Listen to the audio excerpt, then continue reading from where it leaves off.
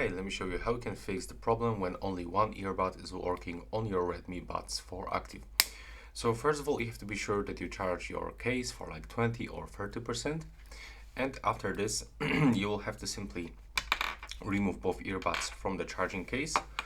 And now we have to grab them together like this.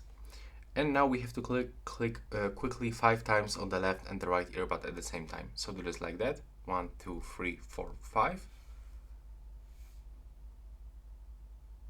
Now you will hear the noise, the beep sound, and it actually means that we perform the hard reset. So now when I go into the pair new device, I can try to connect these earbuds one more time. As you can see, now they are available on the list because after the reset they are going into the pairing mode automatically. Now I am connected back.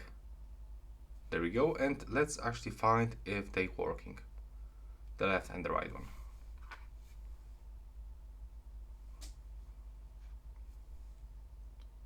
Yeah, right now I can hear the sound on the left and the right earbud. So to fix this issue, you'll have to just try to perform the hard reset. And if it doesn't work, definitely you should try to use the warranty of this product because there's like no other way to fix this. So that's all. Right now, please subscribe to my channel.